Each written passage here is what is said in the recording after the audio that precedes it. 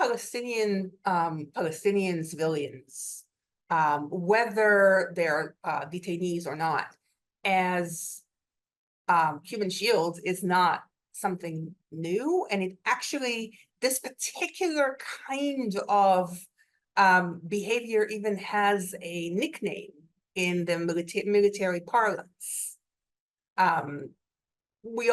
So all of us who are familiar with this, as soon as we saw the men who were tied up in the Jeep, in Jenin, we knew exactly what it was.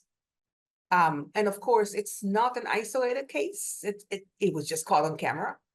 Al Jazeera also aired a few other clips of Palestinian civilians who are used by the Israeli military as human shields in the Gaza Strip. So none of these practices are new. What is new, I guess, is the brazenness, right, in which the Israelis are really committing all of these violations. So now it's much more widespread. Now they are not as secretive about it.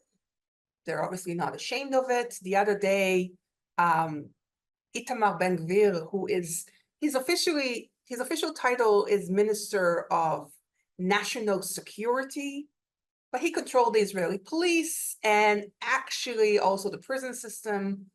And he said, I want all of those Palestinians, he didn't use the word Palestinians, to know that this is the fate of anyone who will try yada, yada, yada, yada, right?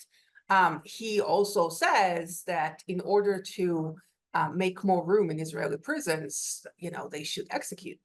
Like he publicly advocates for execution of Palestinian prisoners. And I haven't seen significant public pushback, which used to be 10 years ago, 20 years ago. Advocating for executions was kind of relatively more fringe, and there was pushback, right? Because there was at least the attempt to maintain the veneer of a liberal democracy.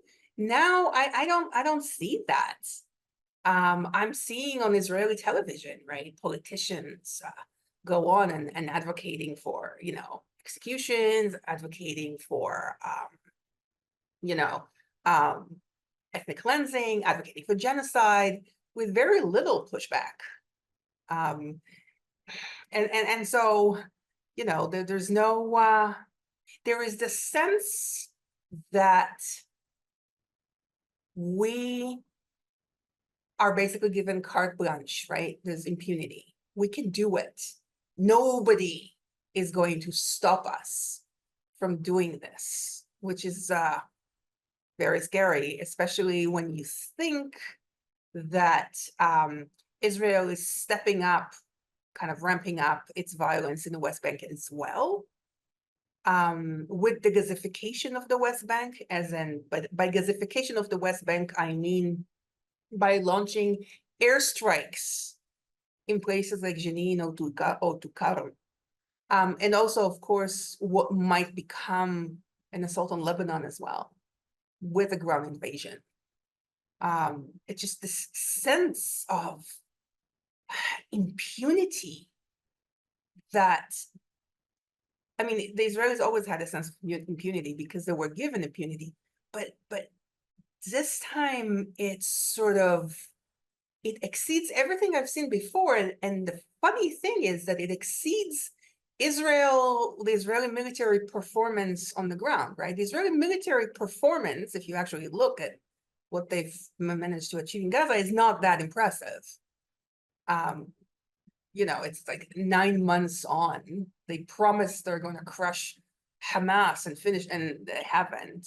And now they're talking about, oh, maybe we're not going to crush them, we're just going to disable them for a while, right? So the sense of impunity is especially astounding when you think about their pretty kind of unimpressive military performance on the ground.